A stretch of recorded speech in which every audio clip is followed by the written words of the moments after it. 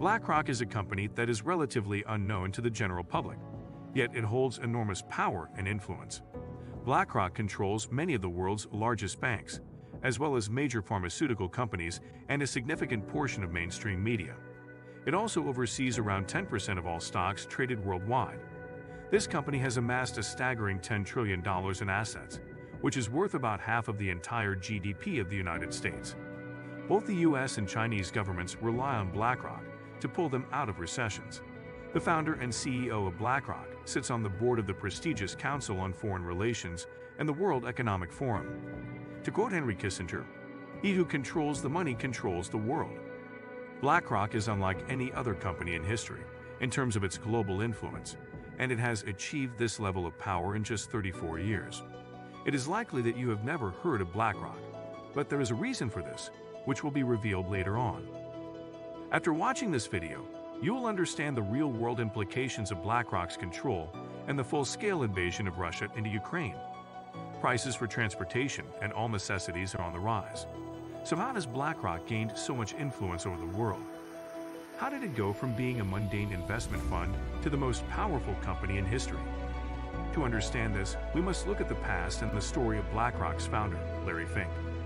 Born into a wealthy family in Los Angeles in 1952, Fink has always been ambitious and hungry for power. He pursued a degree in political science from UCLA, but quickly realized that true power lies in wealth rather than politics. He shifted his focus to banking and real estate, immersing himself in the world of the wealthy and influential. Larry Fink founded BlackRock while working in First Boston's mortgage bond department. Fink was one of the highest-earning employees, earning over $1 billion. As an expert in complex investments, he was on track to become CEO. Success was costly. In 1986, Fink's risky practices and ambition cost the bank $100 million in just a few months. Fink's membership in the secret society Kappa Phi, which includes Michael Bloomberg and the Goldman Sachs chairman, didn't save him from his actions. Larry Fink's world dominance dreams seemed shattered after he was fired from First Boston. He wasn't a quitter. Instead, he focused on risk management and avoided disaster, forming BlackRock in 1988 with Kappa Beta Phi connections. 5 years later, BlackRock was worth $8 billion. This rapid success had challenges. Fink and Schwartzman fought over BlackRock's future. Fink wanted a bigger share and wouldn't share his dominance plans. In 1995, he pressured Schwartzman to sell his BlackRock stake for $250 million. Despite setbacks, Fink's determination and ambition helped him build BlackRock. Larry Fink's ambition made BlackRock unstoppable despite power struggles and setbacks. Fink's power grew over the next decade. He wasn't satisfied. Remember Fink's first Boston time bomb? It was primed to go off. The Great Depression's worst financial crash occurred in 2008. Traders called it the craziest day ever, with the worst recession in decades. Fink's mortgage-backed securities sparked the crash. His foresight helped BlackRock weather the crisis by focusing on asset management. He was the only Wall Streeter who could fix the disaster.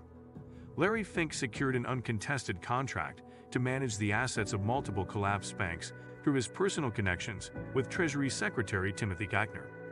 He used this disaster to cement his position as Wall Street's most powerful man. Fink's ambitions surpassed Wall Street, even that of Wall Street. Eventually, BlackRock achieved global dominance by offering ETF, which invest in all of an industry's companies. Due to their stability and returns, these new investment funds were popular. BlackRock became the top player in this market, sucking money from large banks to small retirement funds.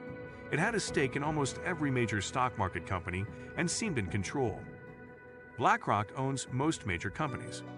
Larry Fink recognized the power of technology in the future economy, so he built a supercomputer called Aladdin to analyze profitable investments. This program manages $20 trillion in assets for BlackRock, more than the US GDP. BlackRock uses this money and assets to expand its control over the economy and governments. It also managed the Federal Reserve's investments during the coronavirus debt recession. Larry Fink has used BlackRock's dependents to become a billionaire oligarch with global power. He controls trends, culture, foreign policy, banks, and world leaders, and oversees 10% of assets with investments in media, banks, oil, and manufacturing. Larry Fink's global influence has made this control worse in recent years. BlackRock's media control helps it control the world and owns 18% of Fox, 16% of CBS, 13% of Comcast, which owns NBC, MSNBC, CNBC, and Sky, and 12% of Disney. It must be consulted before any major policy decisions are made. BlackRock is the largest institutional investor in Google, Facebook, Twitter, Amazon, and more. It now controls more than 90% of the media, which is why you may not have heard of them. Its plan to take over the world requires media control, and if everyone knew BlackRock's $9.5 trillion in assets, questions might be raised. Remember, BlackRock uses its supercomputer Aladdin to control the world's economic and political system. Where does Aladdin get its information to accurately predict investment outcomes? It has access to personal data on everyone who has ever given BlackRock money, knowingly or unknowingly, because BlackRock owns banks, insurance companies, social media giants, and pension funds. Everyone wants a piece of this powerful tool.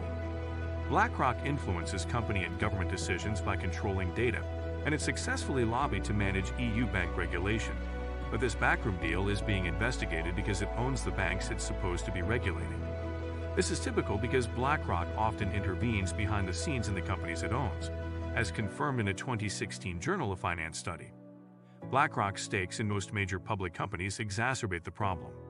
It's buying as much real estate as possible during the recession, driving up prices and then profit when society doesn't own artificially inflated homes because it can mortgage them. BlackRock's power is being compromised by other actors, making the situation more sinister. It became the first foreign company to enter China's mutual fund industry in August 2020 and can now invest in and own Chinese companies, raising questions about what promises it made. By being allowed in, BlackRock now works with U.S. blacklisted companies, such as CCP-owned Division, which makes human rights abusing security and communications technology for the Chinese government. Most of the money BlackRock invests in China comes from pension funds and bank accounts that ordinary people pay into. People must give BlackRock money, and many may not even know about it. This recent trend of BlackRock funding authoritarian regimes threatens Western democracy by empowering China and Russia, and legitimizing dystopian regimes, leading others to follow suit. BlackRock has recommended that its investors triple their investments in China at the expense of the West. China views its companies as extensions of the CCP, and they act on its behalf. BlackRock owns global data, including bank details, preferences and tastes, and set social trends. It oversees nations, and any increase in Chinese investments will boost BlackRock's growth and influence. BlackRock has poured more money into Chinese companies since August 2020, when it was allowed in. Its Aladdin supercomputer thinks investing in China is smart, but what about Western values? Do we not see how the CCP will influence the global economy and politics? BlackRock's massive investments may spark this change. Uncertain how much more it will invest in China, but if the past year is any indication, China will become a bigger part of its future, which can lead to disastrous consequences. BlackRock is also the main force behind the woke movement, lecturing companies about their supposed need to contribute to society. This is a hypocritical statement from a company that funds the persecution of Uyghur Muslims, imprisonment of Chinese citizens, and nuclear regimes that threatens Western civilization.